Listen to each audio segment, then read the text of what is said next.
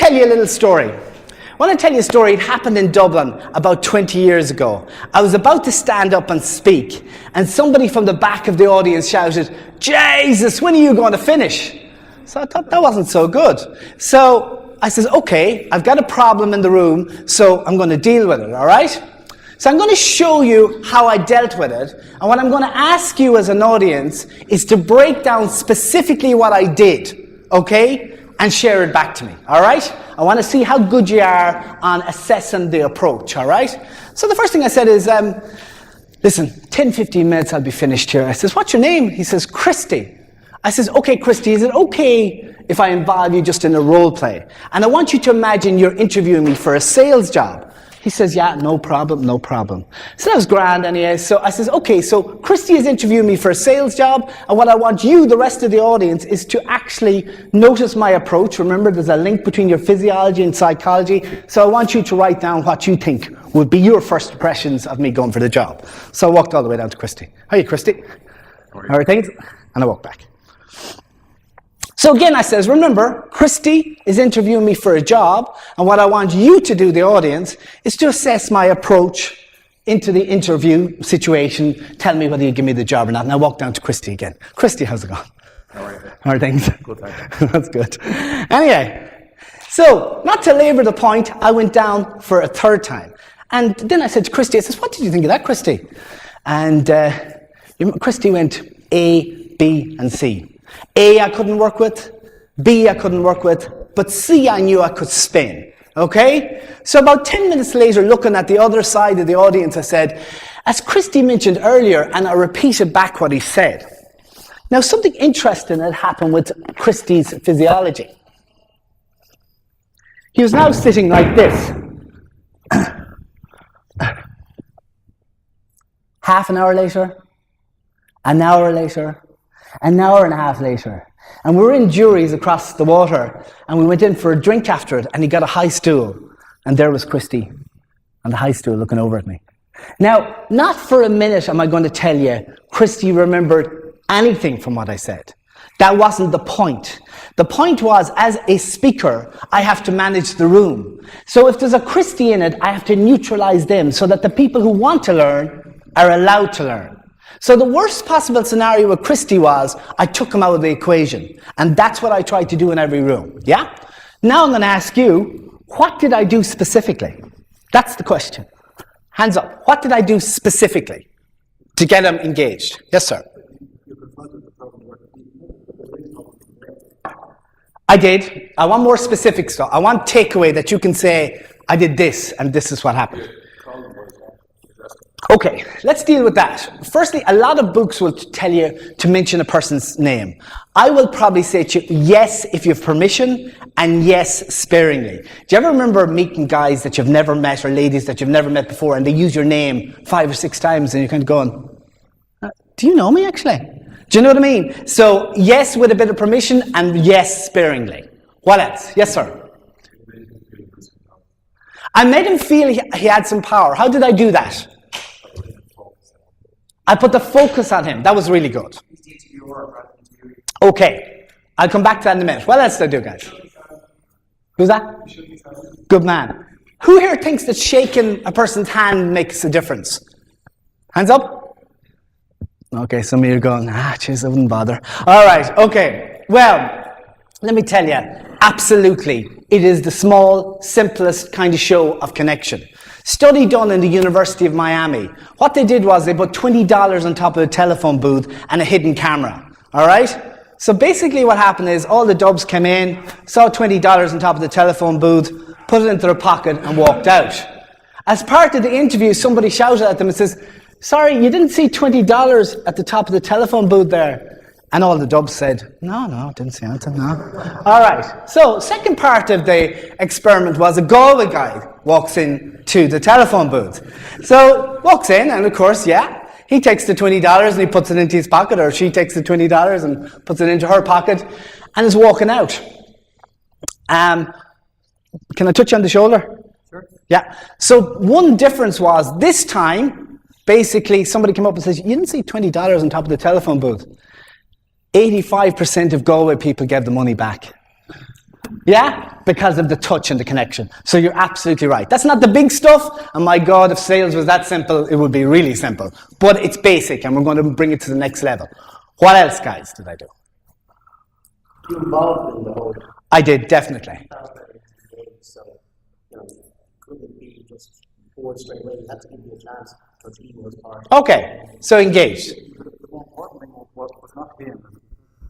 Everybody else in the room saw what was going on, so that you handled that situation. You were. Okay. You were. Okay. Yeah, okay. What happens when I walk down the room to Christy? What happens? What? Morning. Hello? What? Every person in the room follows me. So guess what's happening? If I ask Christy here and he's going to wake up in the middle of the night and I go, it's Christy. No, I'm not. All right? But basically, if I ask Christy here, how does he feel? Consciously, he'd probably say, you're incredibly embarrassing and you're annoying me. And one fellow did once say he'd love to slap me, basically based on this exercise. That's his conscious response. What do you think is happening subconsciously where his real truths are? What do you think is happening? Might be mildly embarrassed. Subconsciously, Christy is as high as a kite. He's so excited you wouldn't believe it. He will be walking around with a kind of kick in his step for the rest of the day. Because guess what? Think about it from a metaphor point of view. Imagine if your whole organization was focused on the customer like that. Every single thing you did was focused on the customer. Do you think you'd break sales records? I'm bloody damn sure you would, without a doubt. So it's a really strong metaphor. But the bottom line in a group, how to detonate Christy, give him attention. Because that's the most powerful drug in the world. And everybody, not just me, every single one of you are users. You love attention. So when you deliver quality attention to your customer, you're pretty much guaranteed engagement. Okay, one final question and you get a book for it. What was the big play I made there? We haven't mentioned it so far. Now, they didn't get it up in well, they did actually at the end in Belfast. I can't use that silly trick. Cliched, I know. Come on, guys. What did I do? Yeah, do you know what? I'm going to say something to you because I want to work off that. And we talked about this morning with Neil. I'm not really interested in people walking out of here thinking I'm a nice guy. I'm more interested in you walking out and using my information within the next few days. That's the bottom line. So sometimes you have to go through pain to change, to use new information.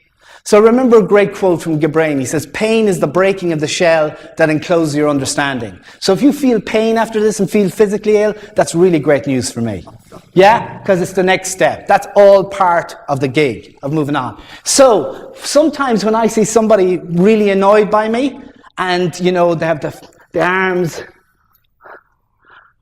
like this, and not so excited, you know what I do, right? It's not you, because you've been smiling all the time. I'm only joking, right? But what I normally do when I see somebody in pain is, I actually walk into their bubble of space. Why do I do that? Why do I walk into a bubble of space of somebody that's feeling pain around me? What? Pretty much to freak them out and bring them through the pain barrier. Because I'm not the problem. They are. They have a problem with somebody being really positive and giving them how-to about developing their business. It's not my fault that I'm happy and excited about it. Well, not really. Okay. What else, guys? Give me the answer. Is anyone going to give me the answer? What did I...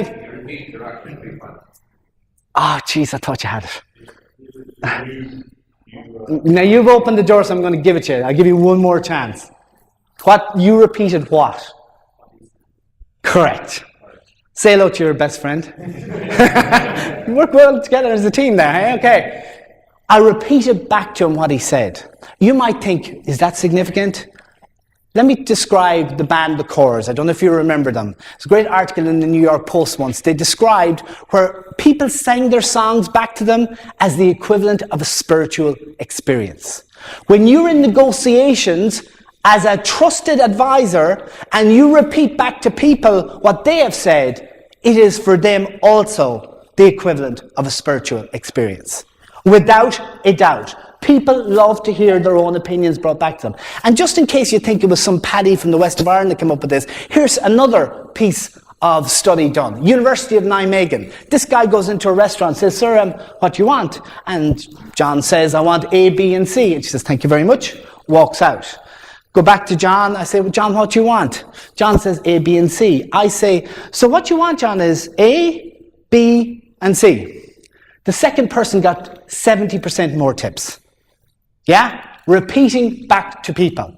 And remember, in an ego-driven world, when you're negotiating and you're repeating back to people what they've said, that will work without a doubt. Another thing you'll read in the book is a section where I talk about, in the context of breaking sales records, sell people back their product.